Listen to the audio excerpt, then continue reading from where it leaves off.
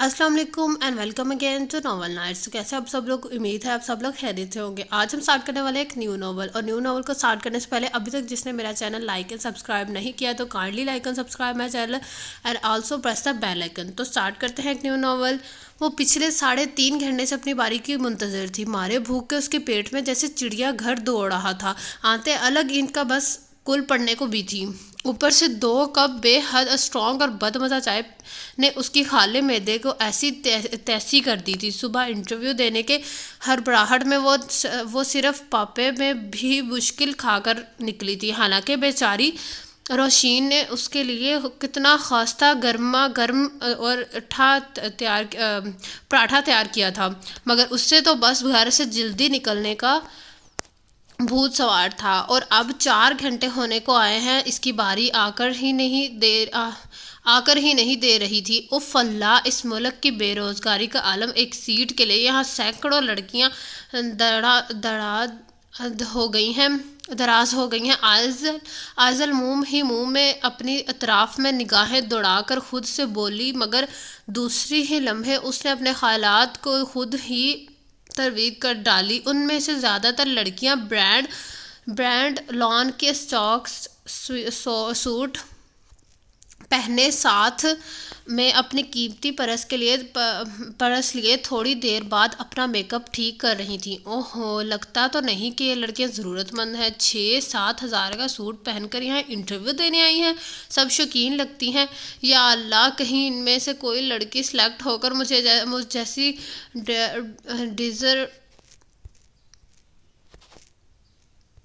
Deserving लड़की को हक ना मार ले।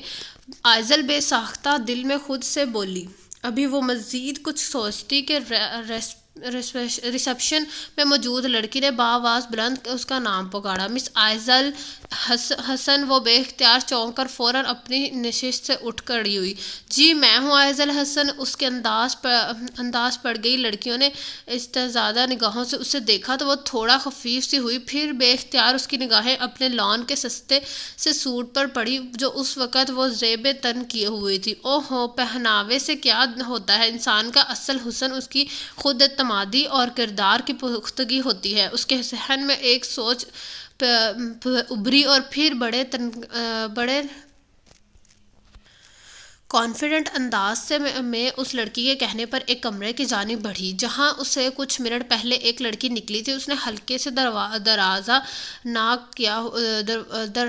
दरादाज नाक किया था। बस यस कम इन।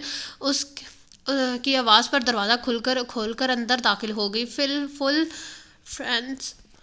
फुल फ्रेश ऑफिस के इसके रूम में काफ़ी महजब और माकूल हजरात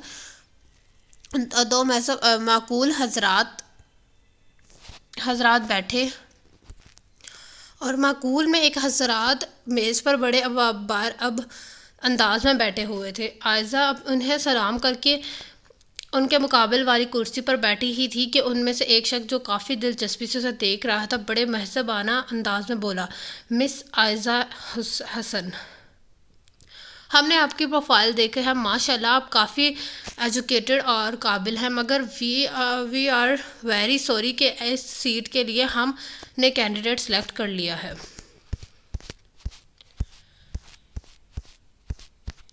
क्या आयज़ा, जो इसके हुस्न गुफ्तगू से मुतासिर हो चली थी, आखिरी जुमले पर जैसे उसे बिजली का झटका लगा। वो बेसाख्ता सी अपनी सीट पर उछली और फिर बेहद काटवार निगाहों से उनको मौसूफ कर देखा।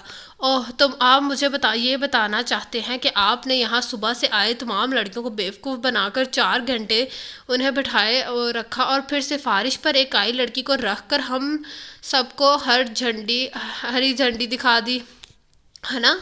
आयज़ा की बेहद साफ गोई और सच्चाई पर बिलाल बेसाख्ता सिटपटाया। नहीं मिस आयज़ा, ऐसी कोई बात नहीं है। दरअसल کیا ایسی بات نہیں ہے مسٹر بلال، دوسرے بندے نے بے ساختہ کہا۔ ہاں جناب بلال، وہ تو جیسے آستینے چڑھا کر بلال پر چڑھ دوڑی تھی۔ بھوک کی شدت اور بے آرامی کی بدولت اس لمحے اس کا دماغ بالکل الٹ گیا تھا۔ آپ جیسے لوگوں کی وجہ سے ہی آج ہمارا ملک اس موڑ پر کھڑا ہے۔ اب ٹیلنٹ اور قابلیت کی کوئی قدر نہیں کرتا۔ بس سفارش آئی نہیں کہ ہر بات کو فراموش کر کے اسی بندی کو سیٹ دینی ہی چاہے وہ انگوٹھا چھاپ ہی کیوں نہ ہو۔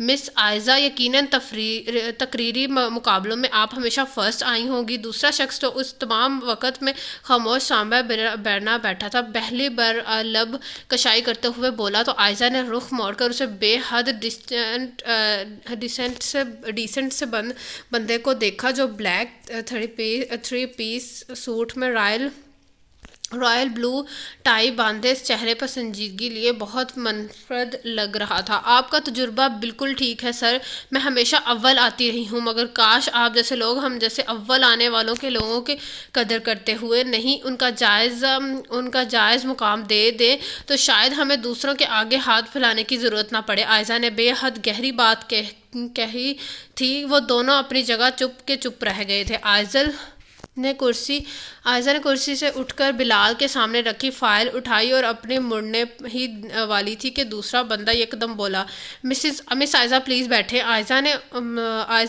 نے اسے استفہامیہ نگاہوں سے دیکھا، پھر دھیرے سے کرسی پر ٹک گئی۔ دیکھیں، یہ ویکینسی پرسنل سیکرٹری کے لیے ہے اور آپ کے ایجوکیشن اور اکیڈمک ریکارڈ کو مد نظر رکھا جائے تو یہ جاب آپ کی شایان شان نہیں، وہ سہولت سے بولا تھا۔ آئزہ تلخی سے مسکرا کر بولی، دیکھ لیں سر، ان سب کے باوجود جب مجھے معمولی سی جاب نہیں مل رہی تو پھر اپنی ایجوکیشن کے مطابق مجھے ایسے جاب ملے گی۔ وہ دوسروں کو لاجواب کر دینے کی صلاحیت رکھتی تھی اور دونوں ایک بار پھر ہونک سے ہو گئے۔ اوکے مس آئزل، میں آپ کو یہ جاب دینے کو تیار ہوں، وہ اچانک بولا تو بلال بے حد مضطرب سا ہو کر اسے آہستگی سے بولا، یہ کیا کہہ رہا ہے تو؟ جبکہ شانزل نے بلال کی جانب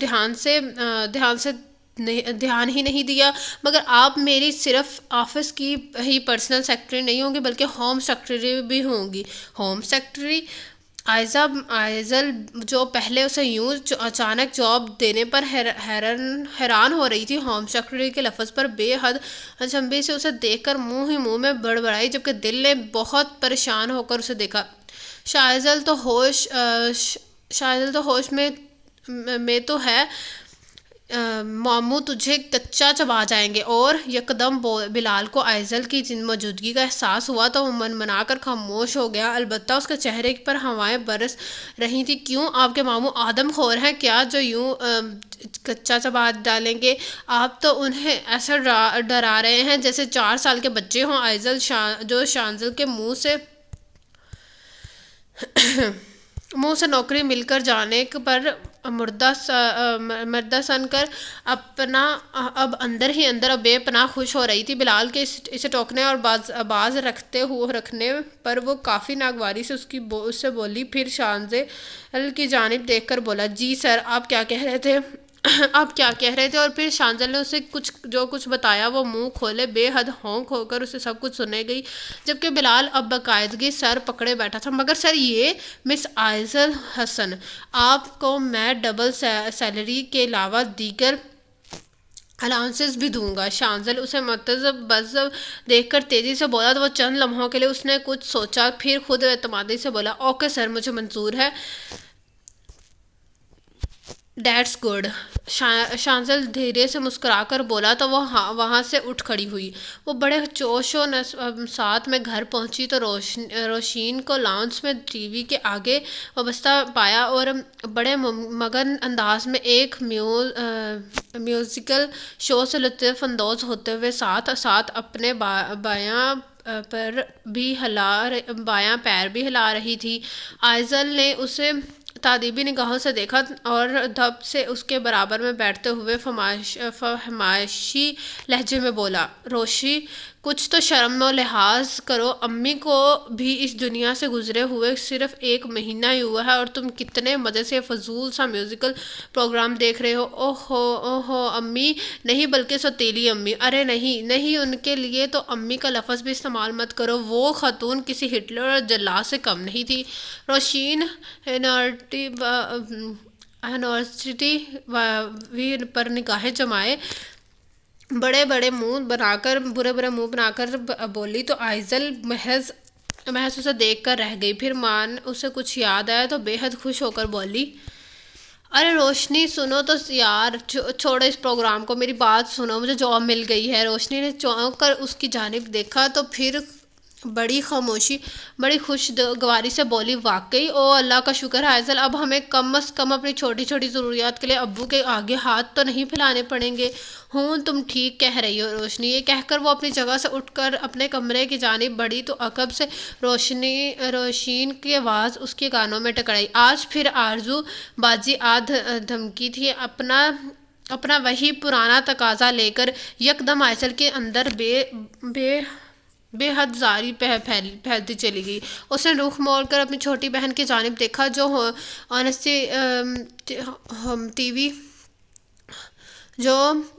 ٹی وی میں مگن تھی۔ اب اس آرزو باجی کا کچھ تو کرنا پڑے گا، وہ اندر ہی اندر خود سے بولی، پھر سر جھٹک کر اپنے کمرے میں چلی گئی۔ میرے تو کچھ بھی پلے نہیں پڑ رہا شانزل کہ بھلا تم نے اس جنگجو طیارے جیسی لڑکی کو کیوں اپوائنٹ کر لیا، وہ بھی ماموں کے کہی ہوئی لڑکیوں کا ریجیکٹ کر کے؟ بلال پچھلے 2 گھنٹے سے شانزل کے سر پر سوار اس سے یہی پوچھے جا رہا تھا، جبکہ وہ ٹال مٹول سے کام لے رہا تھا۔ یکدم اس بلال کے ذہن میں اسپاک ہوا تھا تو اس نے بے حد مشکوک نگاہوں سے اسے گھورتے ہوئے کٹیلے انداز میں کہا، کہیں وہ لڑکی تمہیں اچھی تو نہیں لگ گئی شانزل؟ اگر ایسی بات ہے نا تو یہ بات تو اچھی طرح جان لے، بریہا تیرا بھرتا بنا دے گی اور ماموں تجھے اپنی شکار والی بندوق سے شہید کر دیں گے۔ آ گئی سمجھ؟ بلال کی بات پر اپنے لیپ ٹاپ پہ مصروف شانزل نے بڑے پرسکون انداز میں سر اٹھا کر پھر نارمل لہجے میں اپنے مخصوص انداز میں بولا کہ تمہاری ساری بات بالکل غلط ہے اور بے بنیاد ہے، ایسا کچھ بھی نہیں ہے بلال، اور اس لڑکی میں مجھے ایسی کوئی خاص بات نظر نہیں ہے جو وہ مجھے اچھی لگتی۔ شانزل کی وضاحت پر بلال ایک اطمینان آمیز سانس لیا، پھر کچھ سوچ کر بڑی دلکشی سے بولا، خیر اب ایسی بھی کوئی بات نہیں، وہ لڑکی کافی کیوٹ اور اٹریکٹیو تھی، مگر لباس وغیرہ اس کی شخصیت کچھ دب رہی تھی، نگرنا ذرا ٹپ ٹاپ ہو کر آتی تو تمہاری بریہا اس کے سامنے پانی بھرتی نظر آتی۔ ہوں میری جان، یہی تو خوبی ہے دولت میں، روپے جیسے میں اگر بھکاری کو بھی مل جائے تو بادشاہوں جیسی آن اور شان ہو جاتی ہے اس کی۔ میرے دوست دولت چیز ہی ایسی ہے۔ شانزل تمہیں دولت سے بہت محبت ہے نا؟ آف کورس ڈیئر، دولت، روپیہ، پیسہ، اسے کون ناپسند کرتا ہے؟ وہ اپنے کام میں مگن نارمل انداز میں بولا۔ بلال تم جانتے ہو نا، میری پیدائش اس گھر میں ہوئی ہے جہاں دولت اس گھر کی باندھی تھی، میں سونے کا چمچہ منہ میں لے کر پیدا ہوا ہوں، ان لگژریز کا بچپن سے عادی ہوں، اور پاپا کے بزنس کی گرتی ساکھ اور گراہک سے تم بھی اچھی طرح واقف ہو۔ میری بریہا سے شادی اپنے بزنس کو اسٹیبلش کرنے کے لیے محض ایک ڈیل ہے اور میرے خیال میں اس میں کوئی حرج بھی نہیں۔ مگر شانزل، کیا تم یہ نہیں جانتے کہ بریہا کی نگاہ میں تمہاری کیا عزت ہوگی؟ وہ ہمہ وقت تمہیں اپنی دولت کا تانا دے کر تمہیں لیٹ ڈاؤن کرے گی، اپنی برتری جتائے گی، تمہیں اپنی مرضی کے مطابق ہانکنے کی کوشش کرے گی۔ سو واٹ ڈیئر، شادی کے بعد سب لڑکیاں یہی کرتی ہیں، تانے دینا، اپنی مرضی چلانا اور خود کو عاقل و فاضل سمجھنا۔ شانزل کندھے اچکا کر بے پرواہی سے بولا۔ بلال اچھا خاصا چڑھ گیا، تمہیں تو سمجھانے سے بہتر ہے کہ بندہ اپنا سر کسی دیوار سے چھوڑ لے۔ ساندر بلال کے جلے بھنے انداز پر کہکہ لگا کر ہنس دیا۔ وہ کچی نیند میں ڈوبی الٹے سیدھے خوابوں کے زیر اثر اپنے بستر میں پر محروم تھی کہ موبائل کی تیز ہے اسے حال کی دنیا میں بڑی بے دردی سے لاپٹخایا تحاشا۔ ہڑبڑا کر اٹھ کر وہ یوں ہی ہونک سی بیٹھی رہی، پھر کچھ استبلی کو تو بڑی بے زاری سے اپنے بستر پر پڑے سیل فون کو اٹھا کر اپنے کان سے لگا کر ہیلو کیا۔ ہیلو جان، عاطف کیسی ہو تم؟ اسپیکر سے عاطف کی آواز اس کی سماعت سے ٹکرائی۔ تم کتنے ڈھیٹ ہو اور بےغیرت ہو عاطف، میں نے تمہیں کتنی بار منع کیا ہے کہ مجھے فون مت کیا کرو، آخر تمہیں میری بات سمجھ میں کیوں نہیں آتی؟ آئزل دانت کچکچا کر بولی تو عاطف ایک دلکش ہنس کر بولا، یاد کرو آئزل ڈیئر، وہ تم ہی تھیں جو میرے ایک فون کال کو کیسے پاگلوں کی طرح انتظار کرتی تھی۔ ہاں وہ میں ہی تھی، اور واقعی پاگل بھی تھی، تم جیسے گھونچیوں کا انتظار بھی کرتی تھی، مگر اپنی اس حماقت اور بیوقوفی کو کھلے دل سے تسلیم کر کے خود کو بار لعنت ملامت بھی کر چکی ہوں۔ تم سے دوستی اور تمہاری چاہ میری زندگی کی سنگین غلطی تھی عاطف، تم میرا ماضی ہو اور میں اپنی ماضی کو بہت پہلے دفن کر چکی ہوں، سمجھے؟ یہ کہہ کر اس نے بے حد مشتعل ہو کر فون بند کر دیا۔ اس پل اسے نفس مارے غصے سے بے حد تیز ہو گیا تھا۔ وہ گہری سانسیں لے کر خود کو کمپوز کرنے لگی کہ اس نے اسی دم میسج ڈیجیٹائزر نے بے حد دھیانی سے اس بکس کھولا تو آن باکس کھولا تو عاطف کا میسج آنکھوں کے سامنے لہرایا۔ میں تمہیں ایک بار چھوڑنے کی غلطی کر چکا ہوں، اس بار ہرگز نہیں کروں گا۔ عاطف کے جملے پر آئزل اپنے ہونٹوں کو غصے سے پھینچ کر رہ گئی، اندر ہی اندر بے حد ناگواری اور بیزاری پھیلتی چلی گئی۔ آئزل اور روشین دونوں بہنیں تھیں جن کی ماں کا انتقال ان کے بچپن میں ہی ہو گیا تھا۔ راحیلہ خاتون کا چہلم ہوا ہی تھا کہ اگلے دن اختر حسن کسی عورت کو بیاہ کر اس گھر میں یہ کہہ کر لے آئے کہ فرزانہ میرا اور میری دونوں بچیوں کا خیال رکھے گی۔ فرزانہ خاتون ایک روایتی سوتیلی ماں ثابت ہوئی جو ایک بیوہ عورت تھی اور جس کی ایک بیٹی آرزو تھی۔ اختر حسین نے آرزو کی سر پر باپ کے طرح دست شفقت رکھا اور پھر اپنی نئی نویلی بیوی اور بیٹی میں وہ اتنا مگن ہو گیا کہ انہیں آئزل اور روشین کا کبھی خیال نہیں آیا۔ فرزانہ خاتون کا رویہ دونوں بہنوں سے کسی شوہر کے غیر موجودگی میں بے حد خراب اور حد آمیز ہوتا، جبکہ ان کے سامنے وہ تھوڑا بہت اچھائی کا ناٹک کر لیتی۔ اختر حسن کو روشین کا اور عائزہ کے ذات سے کوئی خاص دلچسپی پہلے بھی نہیں تھی، جبکہ آرزو اور فرزانہ خاتون کے جانے سے وہ جو تھوڑی بہت تھی وہ توجہ اور دھیان وہ انہیں دے دیا کرتا تھا وہ تو منفور ہو گیا تھا۔ دونوں بہنوں نے جیسے تیسے کر کے BA کیا اور اپنے ابو نے دونوں کو گھر پر بیٹھنے کا ٹائم دیا۔ دیوار روشین جاب کرنا چاہتی تھی، مگر وہ ابو کے غصے اور فرزانہ خاتون سے کافی خوف کرتی رہتی تھی، لہٰذا خاموشی سے گھر پر بیٹھ گئی، مگر آئزل اور روشین کے مقابلے میں ذرا دلیر اور خود اعتماد تھی۔ اس نے ابو کی مرضی کے خلاف جا کر یونیورسٹی میں ایڈمیشن لیا اور بچوں کو ٹیوشنز پڑھا کر اپنی چھوٹی نوکریاں کر کے انگلش میں ماسٹرز کمپلیٹ کیا۔ ساتھ اس نے مختلف پروفیشنل پروگرام کی ایڈمیشن لے کر ME کی ڈگری حاصل کی۔ اب وہ چاہتی ہے کہ اس کی قابلیت کے مطابق اسے جاب دے جائے۔ اس عزم میں اس نے اپنی کمپنی کو اپنی تعلیم کے مطابق پروموشن دینے کی درخواست دی جو ریجیکٹ ہو گئی، اور آئزل نے بے حد بزن ہو کر وہاں سے ریزائن کر دیا۔ پھر تقریباً کچھ ماہ اپنی جوتیاں گھسی، مگر ایک اچھی نوکری تو کیا معمولی درجے کی بھی جاب نہیں ملی۔ وہ بے حد مایوس ہو کر چلی تھی۔ اس کا دل چاہتا تھا کہ وہ اپنی تمام ڈگریوں کو آگ لگا دے جو اسے اب تک ایک معقول جاب نہیں دلا سکی تھی۔ 6 مہینے کے انتھک کوششوں نے اس کے سارے کسب نکال ڈالے تھے، جب ہی آج وہ ایک پرسنل سیکرٹری کی پوسٹ پر اپنی قسمت آزمانے چلی آئی تھی، اور بے حد مجبوری میں وہ شانزل کی بے حد الٹی سیدھی اس جاب کی نوعیت پر حامی بھر آئی تھی۔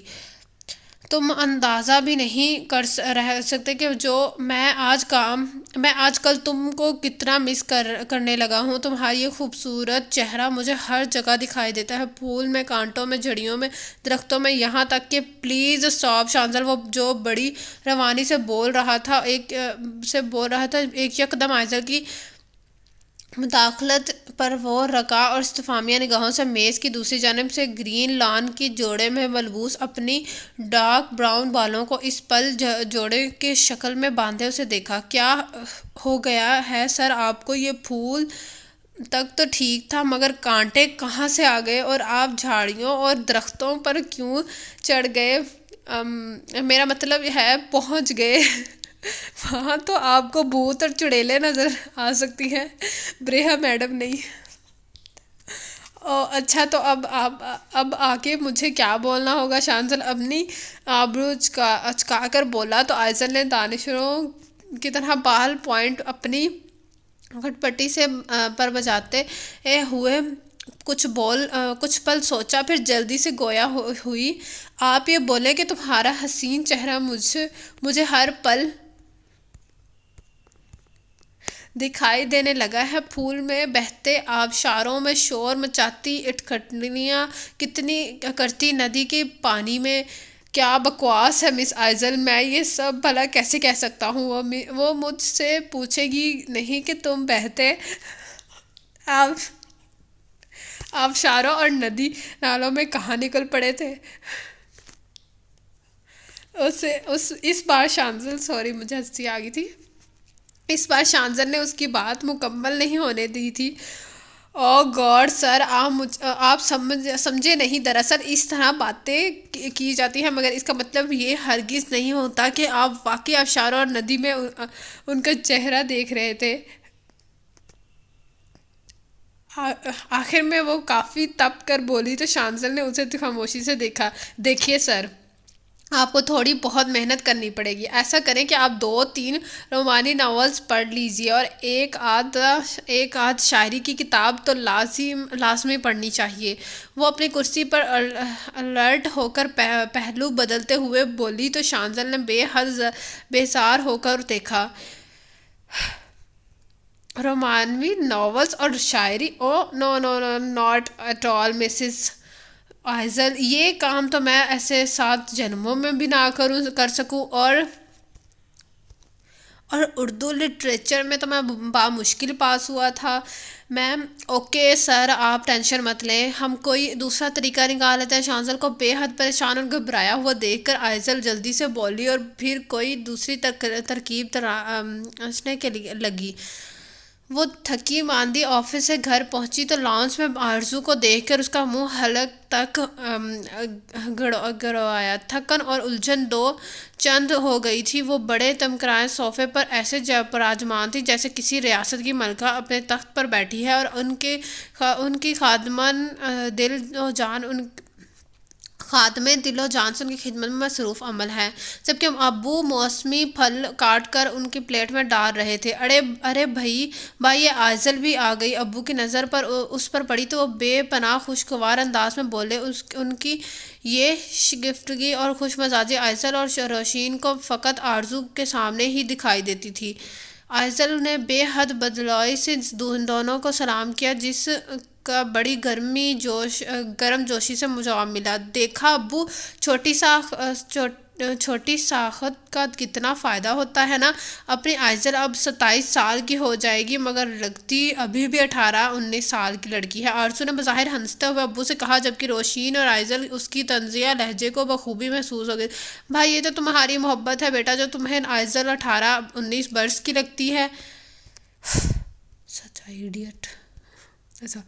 ابو نے آرزو پر نچھاور ہوتے ہوئے کہا، دونوں بہنیں ایک دوسرے کو دیکھ کر رہ گئیں۔ میرے سر میں درد ہو رہا ہے، میں ذرا آرام کرنے جا رہی ہوں۔ آئزل قدرے رکھائی سے بولتی ہوں اپنے کمرے کی جانب بڑھ گئی۔ دیکھا ابو، آپ نے آئزل کو میرا یہاں آنا اچھا نہیں لگتا، ایک میں ہی ہوں جو اپنی بہنوں کی محبت میں یہاں بھاگی بھاگی چلی آتی ہوں۔ دراصل یہ مجھے اپنی اس بہن سمجھتی ہی نہیں، ہمیشہ سوتیلا جانا۔ اور میں بولتے بولتے آرزو نے چینکوں کو رونا شروع کر دیا تو ابو نے ہاتھ پاؤں میں روشین کا چہرہ غصے کا پھول گیا۔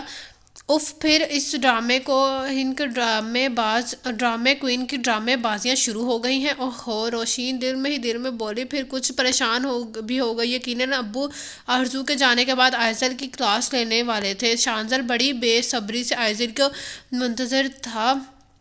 آج وہ خلاف معمول لیٹ ہو گئی تھی۔ وہ دوبارہ بیونس سے آئزل کی بابت دریافت کر چکا تھا، مگر وہ اب تک آفس نہیں آ پہنچی تھی۔ اس نے آئزل کے سیل فون پر بھی ٹرائی کیا تھا، مگر وہ سوئچ آف تھا۔ شانزل نے پی این سے کہہ دیا کہ وہ جیسے ہی آفس پہنچے فوراً اس کے کمرے میں آئے، لہٰذا اب شانزل مرتضیٰ کے روبرو بیٹھی تھی۔ مسز آئزل، کم سے کم آپ اپنا سیل فون تو آن رکھا کریں، ایک تو آپ لیٹ ہو گئی، اوپر سے آپ کا فون بھی بند جا رہا تھا۔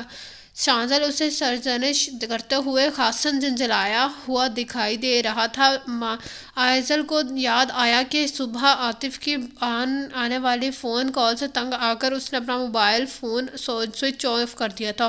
او آئی ایم سوری سر، میں اسے آن کرنا بھول گئی تھی۔ وہ یکدم شرمندہ ہو کر شانزل تیزی سے گویا ہوا، تم ان سب چیزوں کو چھوڑ دو، دراصل مجھے تم سے ایک ضروری بات کرنی ہے۔ شانزل، آپ سے تم کا سفر ایک ہی جسد لگا کر طے کیا۔ آئزل نے کافی حیرت سے اسے دیکھا جو نان اسٹاپ بولے جا رہا تھا، اور آئزل کہیں اور گم ہو گئی۔ اب بتاؤ میں کیا کروں؟ شانزل نے اس سے استفارہ کیا تو آئزل نے بے حد ہونکوں کی طرح اسے دیکھ کر متعجب ہو کر گویا ہوئی، میں کیا بتاؤں سر، آپ پوچھ کیا رہے ہیں؟ یہی کہ آج کل اتنی سردی کیوں پڑ رہی ہے؟ مسٹر برفانی خطہ ہے تو ظاہر ہے کہ وہاں سردی ہی ہوگی۔ آئزل کچھ عجیب سی ہو کر بولی، جیسے اسے شانزل کی بچکانہ سوال پر کوفت ہوئی ہے۔ او اچھا، وہ بے حد استفساریہ انداز میں فقط اتنا بولا، پھر مزید دریافت کرنے لگا، اور یہ سبی کا علاقہ اتنا گرم کیوں ہے؟ اوفو سر، کیا آپ کو یہ ضروری بات مجھ سے کرنی تھی کہ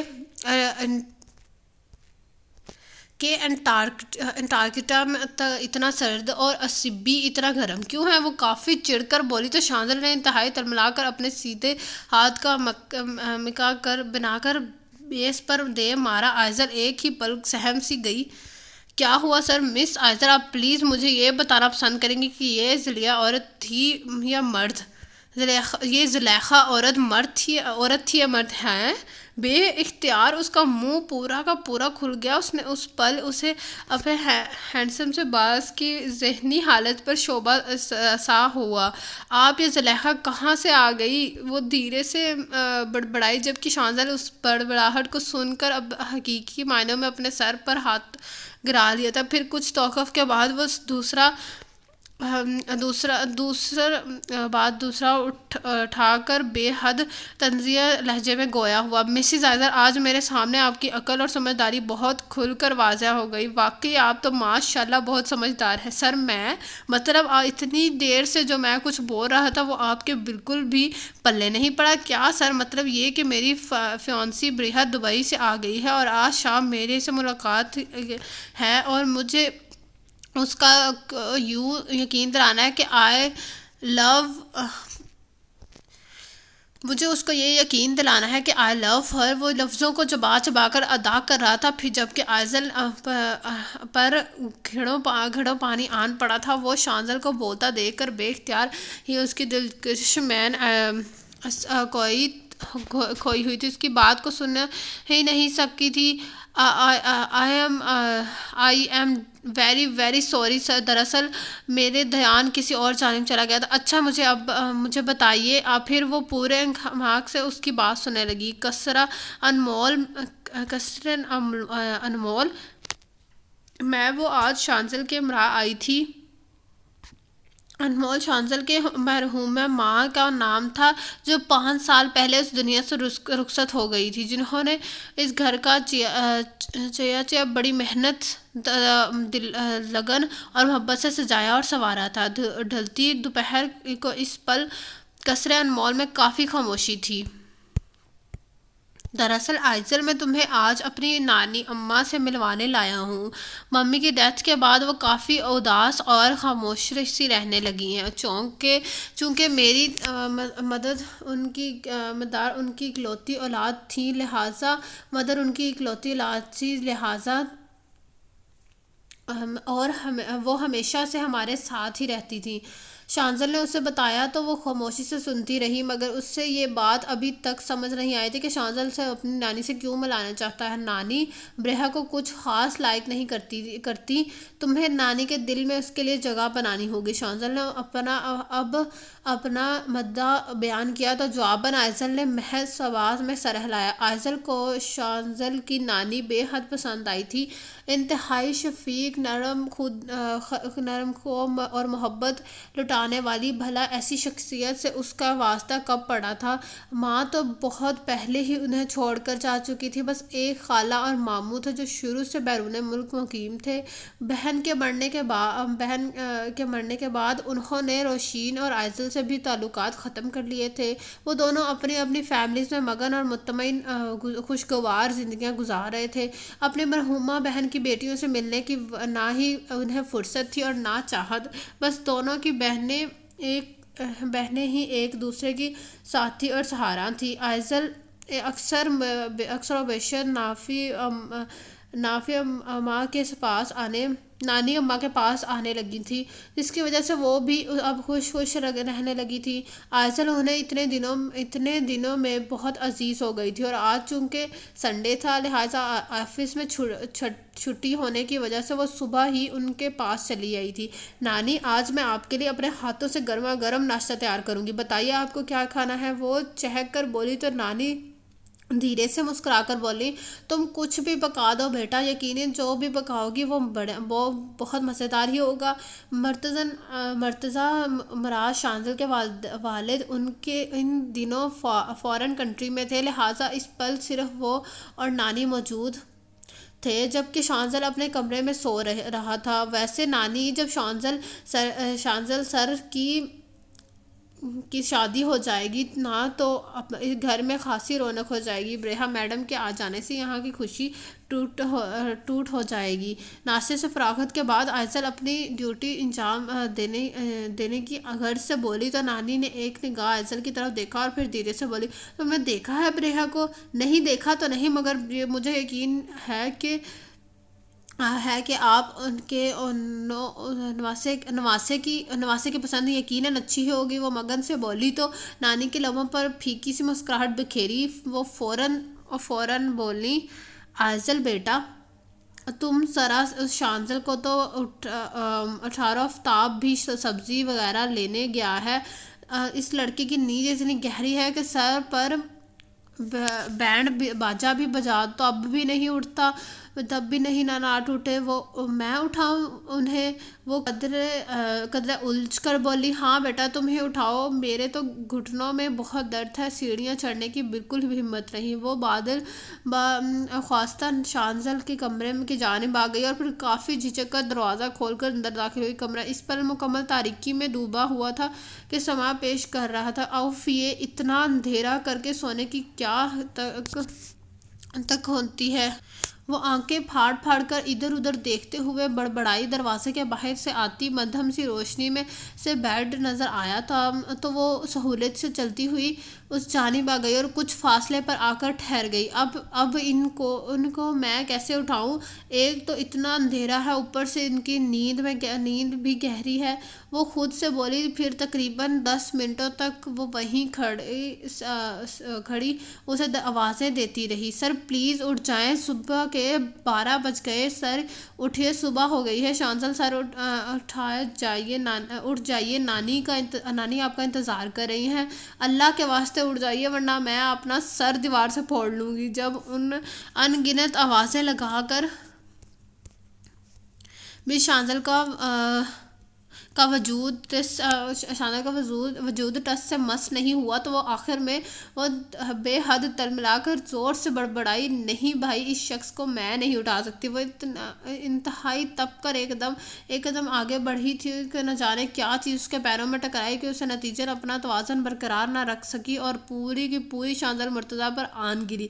شانزل جو اس کی مسلسل آوازیں سے کچھ کسمسا رہا تھا، اپنے اوپر پڑ نتیجتاً وہ اپنا توازن برقرار نہ رکھ سکی اور پوری کی پوری شانزل مرتضیٰ کے پر آن گری۔ شانزل جو اس کے مسلسل آوازوں سے کچھ کسمسا رہا تھا، اپنی اوپر نرم و نازک بوجھ کو محسوس کر کے یکدم بے حد حیران ہو کر اس نے اپنی آنکھیں کھولی تھی۔ یہ آفتاب کو کیا ہو گیا ہے؟ میرے اوپر لینڈ کیوں کر گیا؟ وہ دل ہی دل میں خود سے بولا، جبکہ آئزل کو اس لمحے یوں محسوس ہو رہا تھا جیسے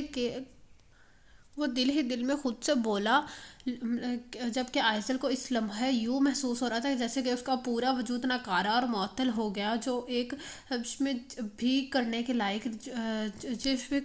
لائق نہ رہا تھا۔ شانزل کا مضبوط اور توانا وجود جیسے اس کی ساری حسیات کو منجمد کر گیا۔ اس نے بے حد دقتوں سے خود کو سنبھال کر اس کے وجود سے الگ کرنا چاہا، مگر ہاتھ پاؤں جیسے حرکت کرنے سے انکاری ہو گئے۔ او آفتاب کے بچے، تیرا دماغ تو خراب نہیں ہو گیا؟ مجھے آرام دہ بستر سمجھ کر تو مجھ پر ہی پھیل کر لیٹ گیا۔ اس نے آفتاب سمجھ کر اسے سرزنش کرتے ہوئے جو جوں ہی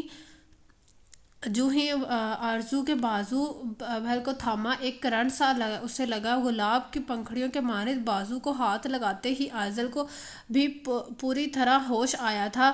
وہ انتہائی سرعت سے اٹھ کر کھڑی ہوئی تھی۔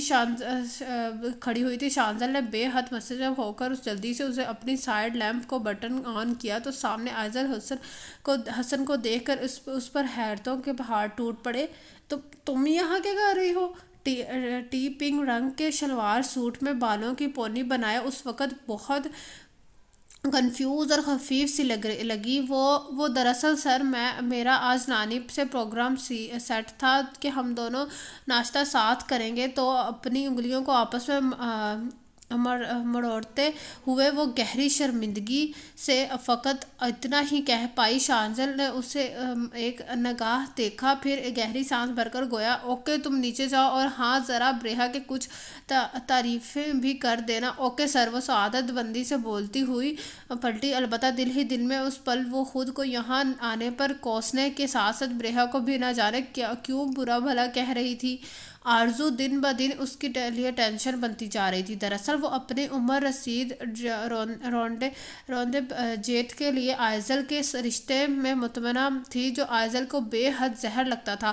آج گھر پر ابو نہیں تھے، لہٰذا آئزل کو میدان صاف مل گیا تھا۔ وہ آرزو کی طبیعت اچھی طرح صاف کرنے کی ٹھان کر اس کے سامنے بیٹھی۔ آرزو، یہ جو تم اپنے اس بڈھے کھوسڑ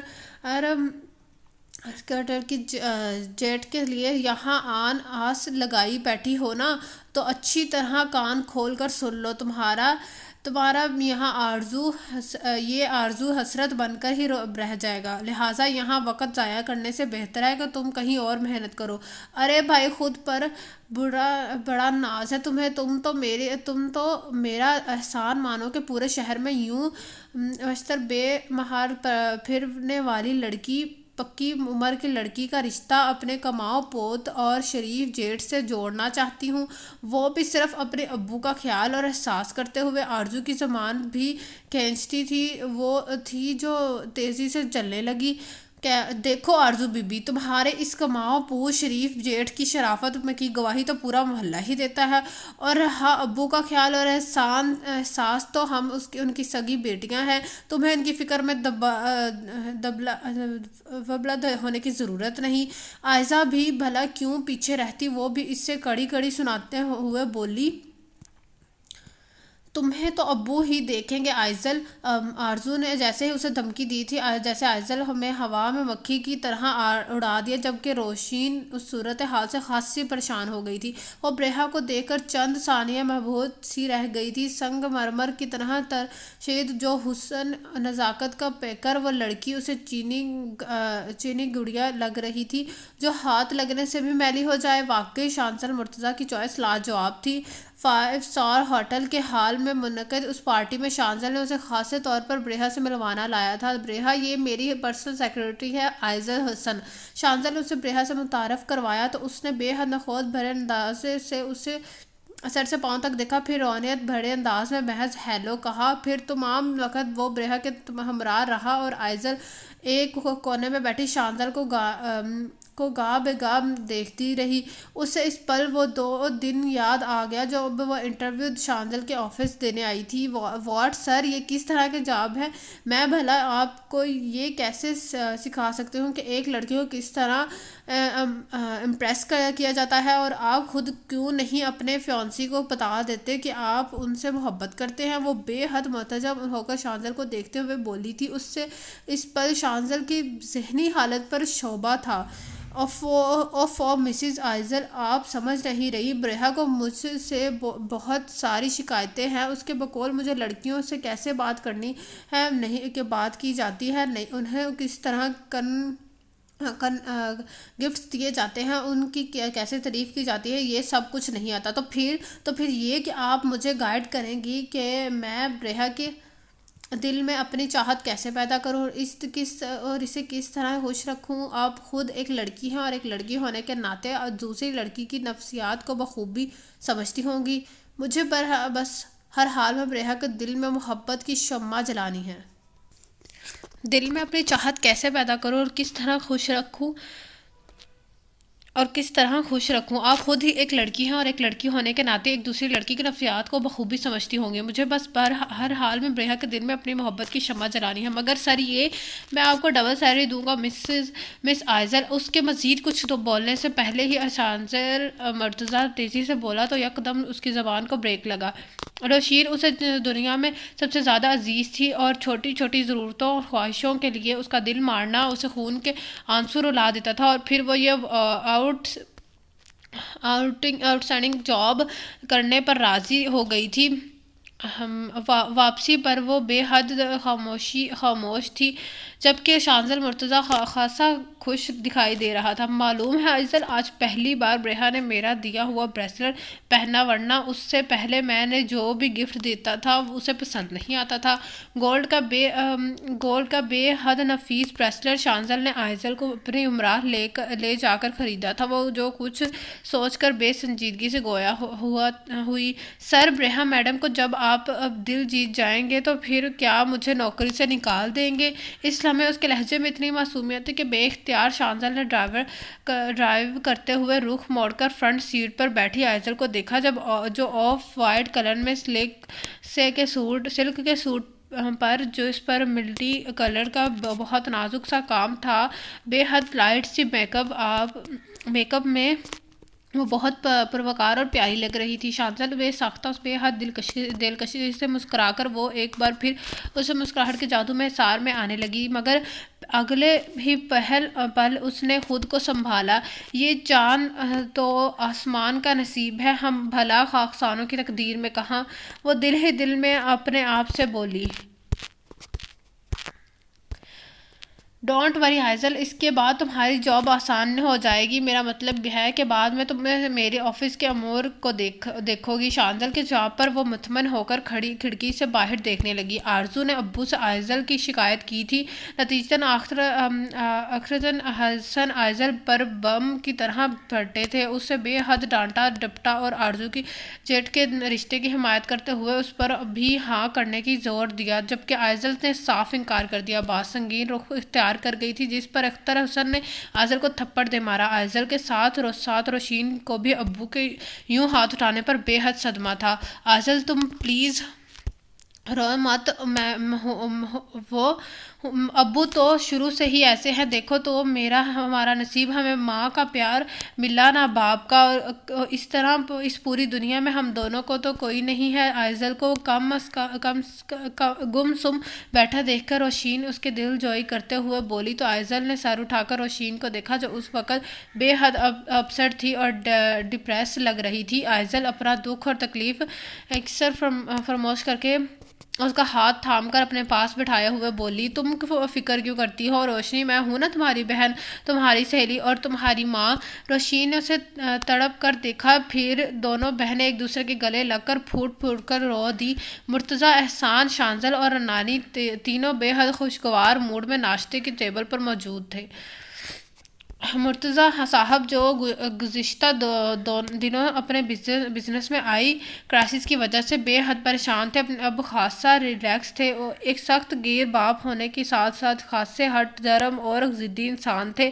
اپنے فیصلوں میں وہ ایک انچ کی بھی تبدیلی نہیں کرتے تھے۔ ان کی بیوی انمول بیگم بھی ان کی سخت فطرت کے باعث خاصی دل برداشتہ رہتی تھی، جو اپنی آگے کسی کے بھی چلنے نہیں دیتے تھے، جبکہ ان کی سختی اور ہٹ دھرمی کا شکار شانزل مرتضیٰ بھی بچپن سے رہا تھا، اور آج جوان ہونے کے باوجود وہ ان کے فیصلوں سے سرتابی کرنے کی جرات نہیں رکھتا تھا۔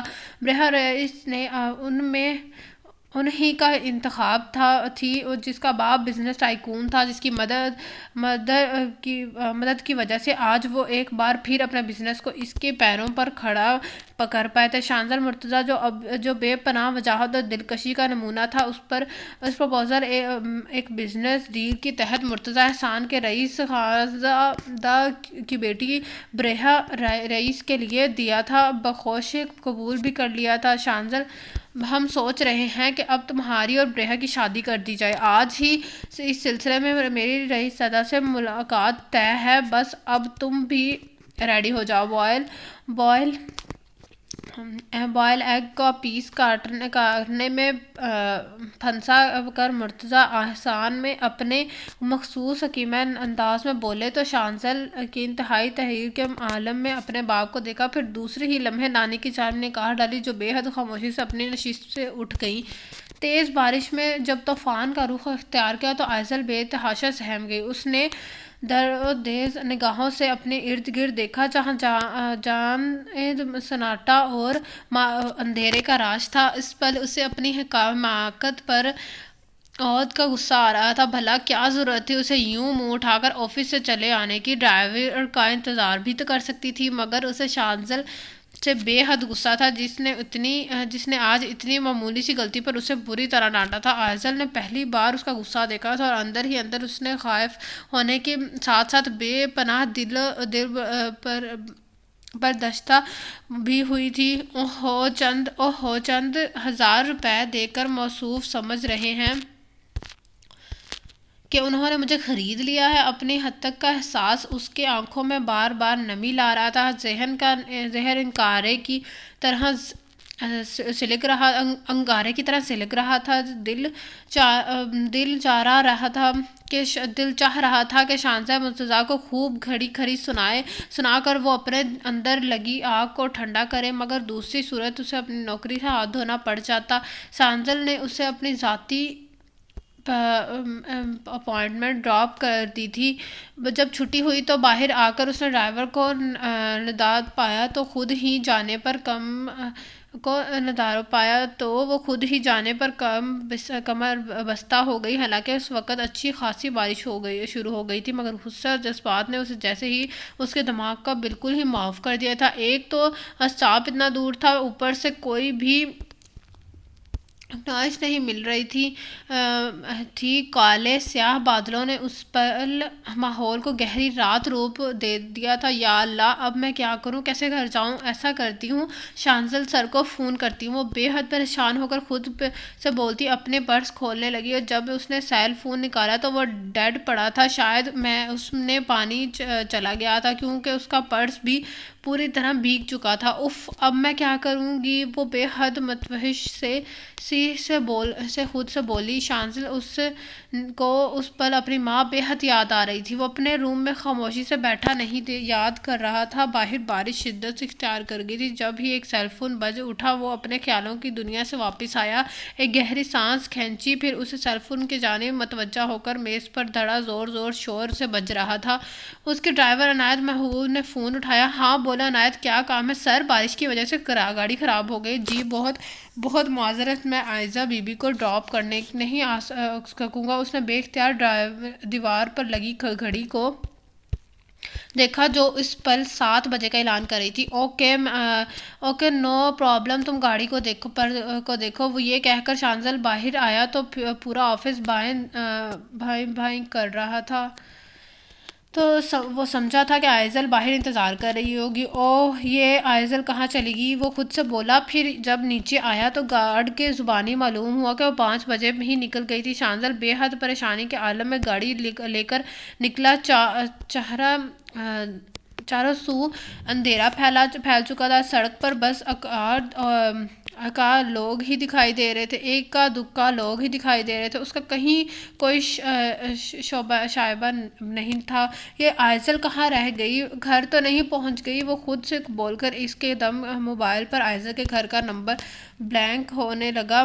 شانزل نے فون ریسیو کیا۔ ہیلو شانزل صاحب، میں آئزل کی بہن روشین بات کر رہی ہوں۔ آئزل اب تک گھر نہیں پہنچی، بارش بہت تیز ہے۔ وہ اس وقت آفس میں ہے کیا؟ ہاں جی روشین، آئزل بس ابھی آفس کی گاڑی میں نکلی ہیں، آپ پریشان مت ہوں، وہ جلدی گھر پہنچ جائے گی۔ وہ خود بمشکل سنبھال کر بولا تو دوسری جانب روشین مطمئن سی ہو کر بولی، تھینک یو سر۔ وہ دراصل آئزل کا موبائل بند جا رہا تھا، میں نے آپ کو زحمت دی۔ نو پرابلم، شانزل خوش اخلاق سے بولا، پھر فون بند کر کے ڈیش بورڈ پر پختہ ہوئے بے حد ہراساں ہو کر خود سے گویا ہوا، آئزل کہاں چلی گئی ہو تم؟ جیسے وقت گزر رہا تھا شانزل کا دل ڈوبے جا رہا تھا۔ اسی دم دوبارہ اس کے موبائل کی گھنٹی بجی۔ اس پر فون اس کے آفس کی گارڈ کا تھا۔ سر، آئزل میڈم ادھر آیا ہوا ہے، ہم نے انہیں آفس کی چابی دے دی ہے، وہ اوپر چلا گیا ہے۔ شانزل کو اس پل بے حد طمانینت کا احساس ہوا۔ اسے یک گو نے سکون ملا، تاروں کی طرح کھینچے، اس کے اعصاب یک دم نارمل ہو گئے۔ ٹھیک ہے، میں آفس آ رہا ہوں۔ اس نے واپس گاڑی موڑی اور کچھ دیر بعد وہ آئزل بری طرح برس رہا تھا۔ دماغ تو خراب نہیں ہو گیا تمہارا؟ اتنی بارش میں یوں اونٹ کی طرح منہ اٹھا کر چلی پڑی، ایسے بھی کوئی کیا جلدی تھی؟ ڈرائیور کا انتظار نہیں کر سکتی تھی کیا؟ وہ کافی دیر تک اسے ڈانٹتا رہا کہ آئزل گردن جھکائے، نادم سی سب سنے گئی۔ اس بار اسے شانزل کی ڈانٹ پر غصہ بالکل نہیں آیا تھا۔ انتہائی خوفناک صورتحال کو دیکھ کر اور کافی دیر رکشہ ٹیکسی کا انتظار کرنے کے بعد اس نے واپسی جانے کا ارادہ کر لیا تھا۔ آئی ایم سوری سر، مجھ سے واقعی بہت بڑی غلطی ہو گئی، مجھے اس طرح بارش میں نہیں نکلنا چاہیے تھا۔ وہ اپنے ابو کے رویے کی بنا پر بھی کافی ڈپریس تھی۔ یہی وجہ تھی کہ شانزل کے ڈانٹ نے اس کو کچھ زیادہ ہی دل پر لے لیا تھا۔ وہ کپکپاتے لبوں سے بولی تو اس تمام وقت میں شانزل نے قدرے چونک کر اسے بغور دیکھا۔ جامنی رنگ کی سیاسی سوٹ میں وہ بار بار اپنے کپڑوں کو درست کر رہی تھی جو پورے بھیگ چکے تھے۔ گیلے بانوں کو ایک آدھی لٹیں اس کے چہرے پر چپکی، اس پل اسے بے حد حسین بنا گئی تھی۔ شانزل بے ساختہ اسے دیکھتا ہی چلا گیا۔ شانزل اس کی مایوس اور آفس کی تنہائی سے خاف ہو کر شانزل کی طرف دیکھتے ہوئے آہستگی سے کہا، سر پلیز مجھے گھر چھوڑ دیجیے۔ وہ اس کی آواز پر یکدم چونکا، پھر سر جھٹک کر کہتے ہوئے مڑا، آئیے میرے ساتھ۔ جبکہ آئزل اس کے پیچھے تیزی سے لپکی۔ آج بہت دنوں کے بعد اپنی نانی کی یاد آئی، کیا بات ہے آئزل؟ تم کچھ اداس لگ رہی ہو۔ بس نانی، کوئی خاص بات نہیں، وہ ٹالنے والی انداز میں بولی۔ اچھا تو پھر عام سی بات ہی بتا دو، نانی مسکرا کر بولی تو آئزل بھی ہولے سے مسکرائی، پھر سنجیدگی سے بولی، نانی میں نے آپ کو اپنی بہن روشین کے بارے میں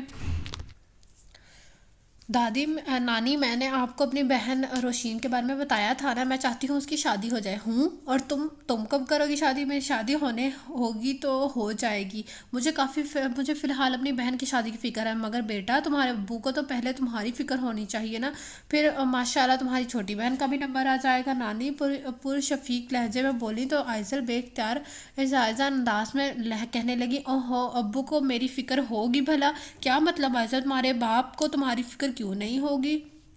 وہ ہوں ہوگی فکر، وہ گول مول سے انداز میں بولی تو نانی نے بے حد حلاوت میں اس بابت استفار سے عائزہ ان دونوں خود بخود اب سیٹ تھی نافی کی محبت وہ پگھل کر اس نے اپنے دل کے آگے کھول کر رکھ دیا، جبکہ نانی کے کمرے میں آتا شانزل بے اختیار دروازے پر کھڑا ہو کر سب کچھ سننے لگا۔ نانی، اگر ابو مجھے محبت سے اپنے سینے سے لگا کر آرزو کے اس ٹھرکی جیٹ سے شادی کرنے کو کہتے تو میں خوشی خوشی اپنے ابو کی خاطر اس سے شادی بھی کر لیتی۔ آخر میں اس کی آواز بھر گئی، ارے اللہ نہ کرے جو تمہاری شادی اس ٹھرکی بڈھے سے ہو، میری اس پیاری سی شہزادی کے لیے تو کوئی شہزادہ ہی آئے گا۔ وہ اسے خود سے لپٹا کر محبت سے بولیں تو روتے روتے آئزل نے سر اٹھا کر شکوے لہجے میں کہا، ہاں جیسے آج کل شہزادے تو درختوں پر ٹنگے ہوتے ہیں نا۔ آئزل کے انداز پر نانی بے ساختہ ہنس دی، جبکہ دروازے کے اوٹ پر کھڑا شانزل بھی دھیرے سے مسکرا کر وہاں سے پلٹ گیا۔ عید قرباں کے آمد نے کافی رونق سی بکھیر دی تھی۔ مرتضیٰ احسان عید قرباں کے دوسرے دن ہی شانزل کو قربان کرنے کا پروگرام بنائے بیٹھے تھے، جب ہی انہی دنوں رائز زادہ کی طرف سے اسے رشتہ کے ٹوٹنے کی خبر انہیں ملی تھی، وہ انگشت بدنہ سے رہ گئے تھے۔ بریحہ نے دراصل خود ہی شانزل سے شادی کرنے سے انکار کر دیا تھا۔ شکر ہے مرتضیٰ احسان نے حسب خود بریحہ سے بات کرنے کی تو اس نے انتہائی نخوت اور کافی بدتمیزی سے اس سے بات کی۔ آپ کا بیٹا شانزل اپنی ماڈل کلاس معمولی سی سیکرٹری سے بے حد انسپائر ہے، آپ اسی سے اس کی شادی کر دیجیے، اور ہاں، اپنے بزنس سے متعلق آپ پریشان مت ہو، میرے ڈیڈ کو ویسے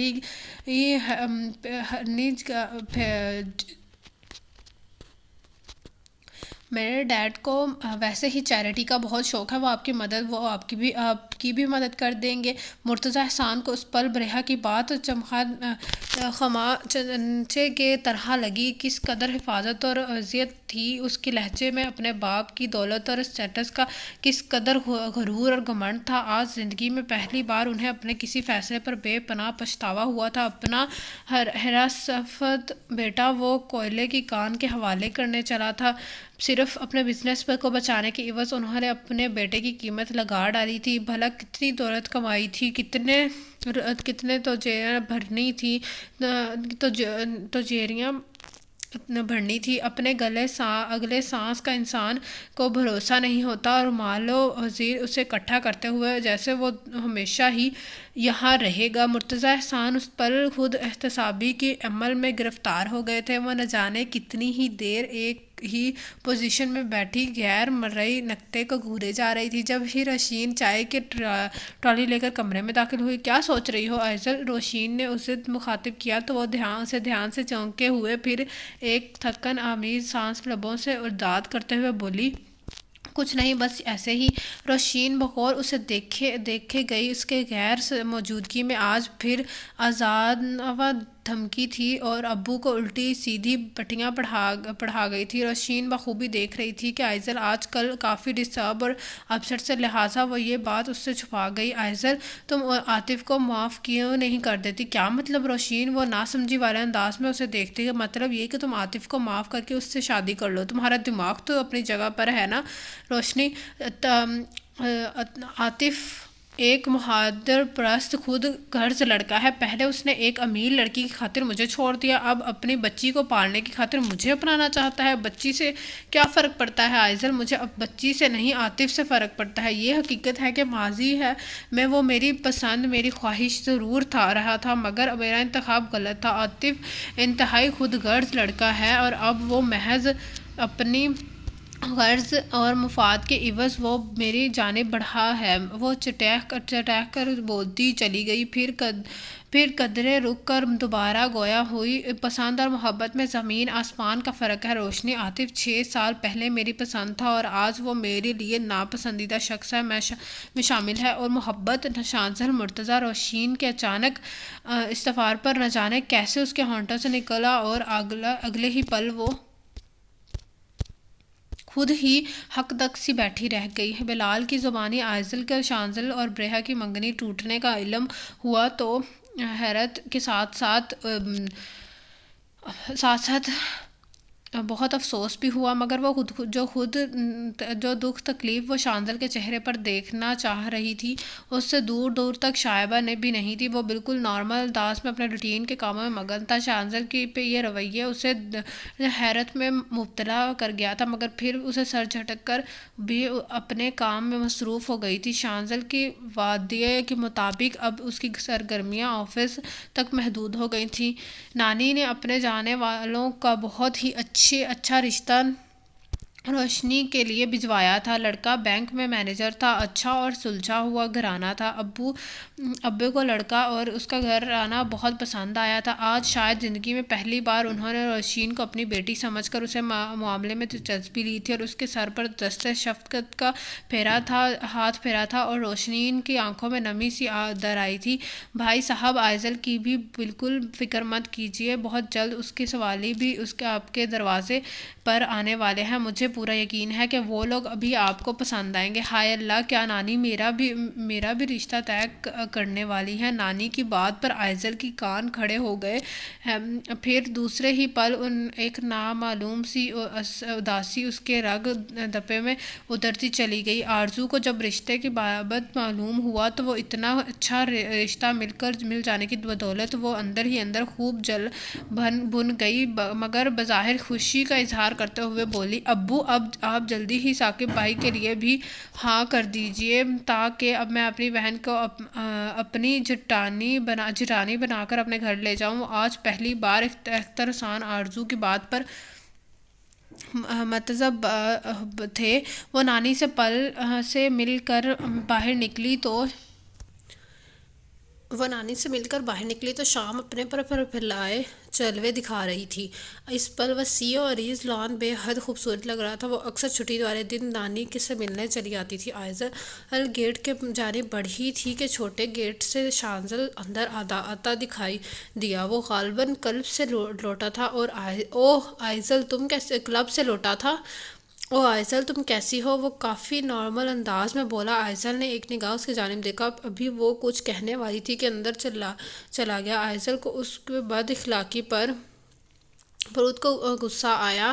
اوہو، کیسے اونٹ کی طرح منہ اٹھا کر اندر چلے گئے، جیسے میں ان سے بات کرنے کے لیے مری چلی جا رہی تھی۔ وہ خود سے بڑبڑاتے ہوئے سر جھٹک کر وہاں سے نکل گئی۔ اختر حسن کا رات کے آخری پہر سینے میں تکلیف اٹھی درد تھا کہ وہ بے پناہ بڑھتا چلا جا رہا تھا۔ لمحوں میں وہ پسینے میں بری طرح نہا گئے۔ انہوں نے بے حد کر روشین اور عائزل کو پکارا۔ وہ ایک ہی آواز میں دوڑی چلی آئیں۔ روشین تو باپ کو اس حال میں دیکھ کر رونے لگی، البتہ عائزل نے اپنے حواسوں کو کنٹرول میں رکھا اور پڑوس کے انکل کی مدد سے انہیں ہاسپٹل لے کر دوڑی۔ شکر ہوا کہ ان کی جان بچ گئی، مگر اس حادثے سے ان کی آنکھوں سے غفلت دبے پرواہی کی ابندھی پٹی اتر گئی تھی۔ اپنے بچوں کے حسن سلوک دیکھ کر وہ پہلی بار ان کے سامنے رو دیے تھے اور معافی کی طلب گار تھے، جبکہ عائزل اور روشین بے حد خوش تھیں کہ آج انہیں ان کا باپ مل گیا اور آرزو جو ہمہ وقت ان کے آگے اپنی محبت کا دکھاوا کرتی تھی وہ ایک بار بھی ان کو دیکھنے نہیں آئی تھی۔ اختر حسن اب اپنے اور پرائے کا فرق اچھی طرح جان گئے تھے۔ نانی اور شانزل ابھی ان کی عیادت کے لیے آئے تھے۔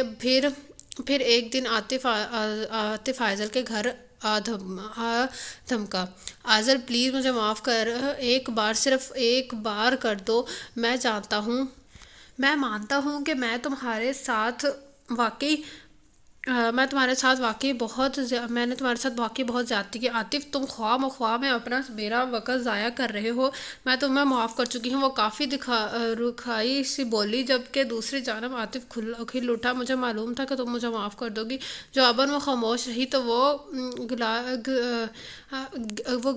کھارتے ہوئے گویا ہوا، میں اپنی امی اور بڑی آپا کو تمہارے گھر لانا چاہتا ہوں آئزل، اب میں مزید دیر نہیں کرنا چاہتا۔ کیوں لانا چاہتے ہو وہ اپنی امی اور بڑی بہن کو ہمارے گھر تمہارے اور میرے رشتے کے لیے آئزل؟ اس کے استفار پر وہ جو خود بس سے بولا، تم کہیں پاگل تو نہیں ہوگے عاطف؟ بھلا میں ایک کنواری لڑکی تمہارے جیسے پہلے سے شادی شدہ مرد سے وہ کبھی ایک بچی کے باپ سے کیوں کر شادی کروں گی؟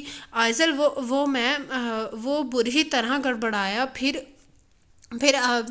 اپنی اصلی فطرت پر اترتے ہوئے بولا، تم شاید یہ بھول رہی ہو کہ آئزل کے مرد ذات ایک کیا دو بھی شادی کرے تو اسے ہر بار بڑی آسانی سے لوگ لڑکی دے دیتے ہیں، اور مجھے تو ابھی بھی لوگ اپنی کم عمر لڑکیوں کے رشتے دینے کے لیے میرے ایک اشارے کے منتظر ہیں۔ اس پر عاطف کے لہجے بے پناہ عناد اور غرور تھا۔ آئزل نے اسے سر سے پیر تک بے حد استہزائیہ انداز میں دیکھا اور پھر انتہائی طنزیہ لہجے میں، تو جائیے مسٹر عاطف، انہی کم عمر لڑکیوں سے ایک کا انتخاب کر کے اپنی بچی کے لیے دوسری ماں لے آئیے اور میری جان چھوڑیے۔ عاطف نے اسے ایک نگاہ دیکھا، پھر خاموشی سے ہارے ہوئے کھلاڑی کی مانند دروازے سے باہر نکل آیا۔ کل عید تھی اور عید قربان کی تمام تیاریاں مکمل تھیں۔ آئزل اور روشین اپنے گھر آئے بکرے کی خوب خدمت کر رہی تھی، جبکہ عید کے تیسرے دن روشین کا نکاح بھی طے ہو چکا تھا۔ ہائے اللہ آئزل، ہمارے بکرے کی آنکھیں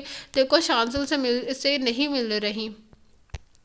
روشین بکرے کو چارہ کھلاتے ہوئے اچانک بولی تو آئزل نے اسے فہمانشی نظروں سے گھورا۔ روشین اب نہ صرف آئزل کی چھوٹی بہن تھی بلکہ اس کے ہر راز میں شریک تھی۔ آئزل کی آنکھوں میں شانزل کی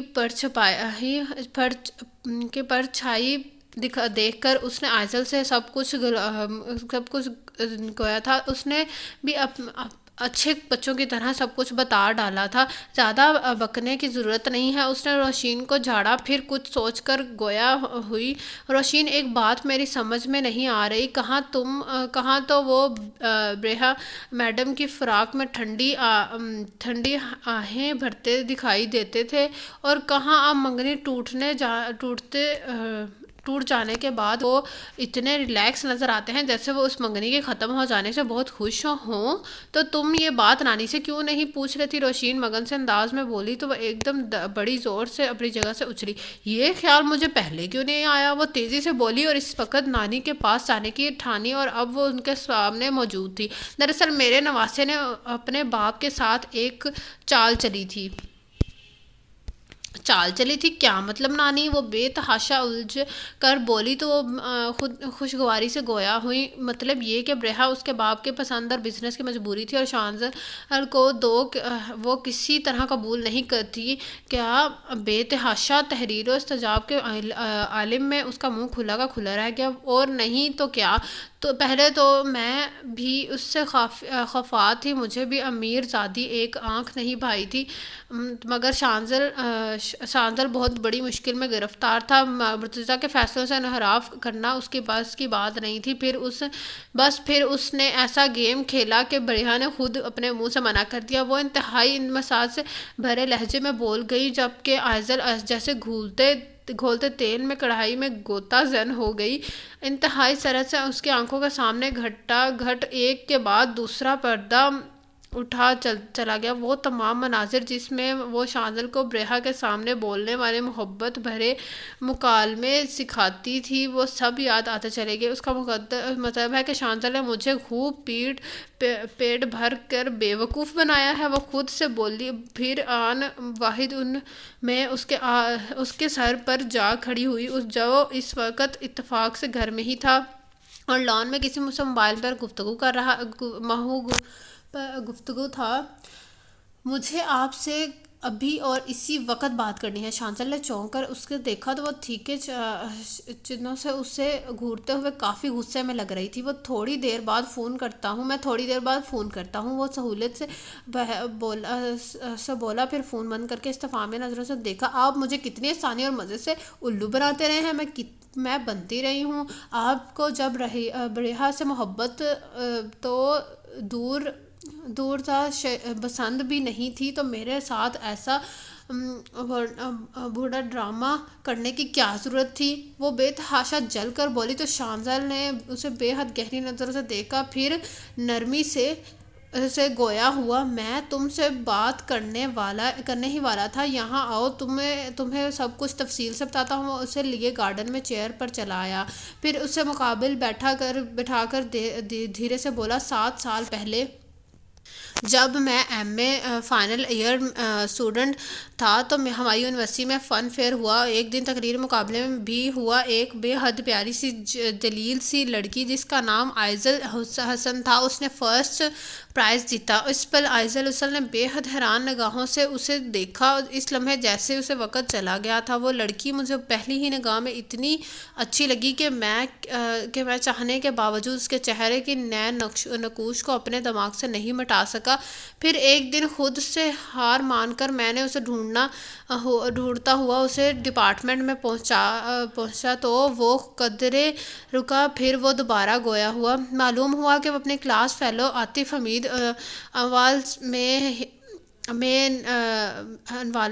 نے اسی دن اپنے قدموں کو واپس موڑ لیا۔ وہ اپنے کلاس فیلو عاطف حمید میں انوالو ہے، میں اسی دن اپنے قدموں کو واپس موڑ لیا، مگر اپنے دل و دماغ کو نہیں واپس لا سکا۔ اس کے شعبہ میں میرے دل و دماغ سے زندگی کی جھلیوں میں گھر کر بھی مہو نہیں ہو سکی۔ پھر ایک دن وہ لڑکی میرے آفس چلی آئی، وہ ہونک سی بیٹھی، اسے یک ٹک دیکھی گئی، اسے بے ساختہ وہ دن یاد آ گیا۔ وہ انٹرویو دینے شانزل کے آفس پہنچی تھی، میں اسے وہاں دیکھ کر اندر ہی اندر بے پناہ چونکا اور بے حد خوش بھی ہوا۔ شانزل ایک ٹرانس کی کیفیت میں بولے جا رہا تھا۔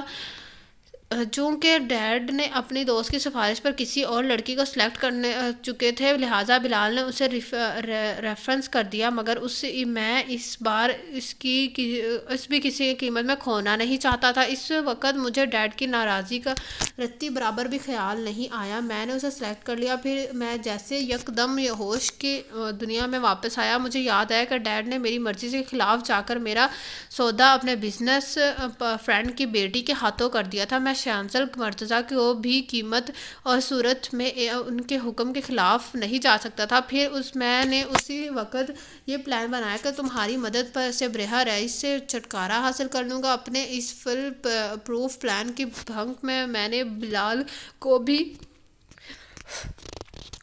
پڑھنے دی، اس بھنک بلال کو بھی نہ پڑھنے دی۔ اس دن حقائق جان کر وہ بھی بہت خفا ہو رہا تھا۔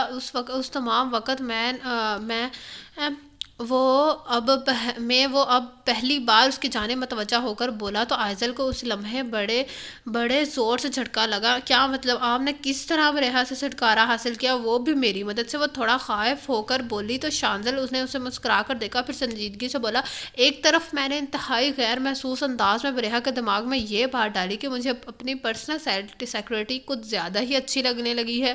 دراصل میں یہ چاہتا تھا کہ سانپ بھی مر جائے اور لاٹھی بھی نہ ٹوٹے۔ ریحا خود ہی مجھ سے شادی کرنے سے انکار کر دے اور دوسری جانب میں تمہیں ہر پل اپنے پاس اپنی نگاہوں کے سامنے رکھنا چاہتا تھا۔ آئزل نے اس کی آخری بات بے حد مشکلوں سے سنی، پھر تو جینے جیسے غصے اور اشتعال کے مارے وہ پھٹ پڑی۔ آپ اتنے بڑے چیٹر، فریبی اور ڈرامے باز ہیں، اس کا مجھے بالکل اندازہ نہیں تھا۔ آپ نے میرے ساتھ اچھا نہیں کیا، مجھے اتنا بیوقوف بنایا، میں آپ کو بھی معاف نہیں کروں گی۔ بولتے بولتے اس کی آواز اندر گئی، آنکھوں میں بے ساختہ آنسو در آئے وہ تیزی سے اٹھ کر وہاں سے پلٹی تو اگلے ہی پل اس کا ہاتھ شانزل کے مضبوط ہاتھ میں مقید تھا۔ میں نے تمہارے ساتھ جو کچھ کیا سو کیا، مگر ایک بات تم میری سنتی جاؤ۔ آئی لو یو آئزل، مجھے تم سے محبت ہے، بے پناہ محبت۔ پچھلے 7 سالوں سے تمہارا خیال، تمہارا احساس ایک پل کے لیے بھی میرے دل و دماغ سے محو نہیں ہوا۔ کیا اپنے خطا کار کو اس وقت کے اتنے سالوں کے ہجر کے عوض معاف نہیں کرو گی؟ آخر میں اس کا سر لہجہ سرگوشی میں ڈھل کر اسے موم کی طرح پگھلانے لگا۔ بے اختیار اس کے ہاتھ پیروں میں سنسناہٹ سی دوڑ آئی۔ میرون اور بیج رنگ کے جدید اسٹائل کے لان کے سوٹ میں اپنے سادہ سے ہلے میں وہ اسے بے حد پزل اور کیوٹ لگی۔ مگر آپ نے میرے ساتھ اچھا نہیں کیا، آپ نے مجھے تم جو سزا دو گی میں ہنس کر جھیل لوں گا، مگر پلیز اب تم انسانوں کے بھیڑ میں کھو کر مجھ پر ستم مت کرنا۔ وہ اتنی لاچاری بے بسی سے بولا کہ آئزل کی آنکھوں میں بے اختیار نمی آئی۔ اس نے سر اٹھا کر وسیع و بیکراں نیلو آسمان کو بے پناہ آتش آمیز نگاہوں سے دیکھا، جس کے مالک نے ایک پل بھی میں ہی اس کی جھولی خوشیوں سے بھر دی تھی، جبکہ اطراف میں یک دم اجالے ہی اجالے پھیل گئے تھے۔ اس نے بے پناہ طمانینت اور نواست سے شانزل مرتضیٰ کی جانب دیکھا، جو اس کے نصیب کا اجالا بن کر اس کا سر تب ہاتھ پر روشن رکھا تھا، جس نے اس کی خود پر چھپائے ہر اندھیرے کو منا دیا تھا۔ شانزل بچے میں اگر میری بہو سے تمام مذاکرات طے کر پا گئے تو اختر حسین احسن کے گھر تمہارا رشتہ طے کرنے چلیں۔ کل عید بھی ہے اور بھی ڈھیروں کام ہے۔ دروازے پر کھڑی نانی اونچی آواز میں بولی تو آئزل نے بے پناہ سٹپٹا کر پیچھے مڑ کر دیکھا، پھر انتہائی رو ہنسی ہو کر بولی نانی آپ بھی؟ پھر دوسرے ہی پل نانی اور شانزل زور زور سے ہنس دیے، جبکہ آئزل بھی جھنپ کر مسکرا دی تھی۔ تو آج کے ناول کا اختتام ہوتا ہے یہاں پر۔ تو کیسا لگا آپ سب کو یہ ناول کمنٹ باکس میں ضرور بتائیے گا، اور جس نے ابھی تک میرا چینل لائک اینڈ سبسکرائب نہیں کیا تو kindly like and subscribe my channel and please press the bell icon. اور آپ لوگوں سے ملاقات ہوگی انشاءاللہ کل ایک نئے ناول کے ساتھ۔ اللہ حافظ۔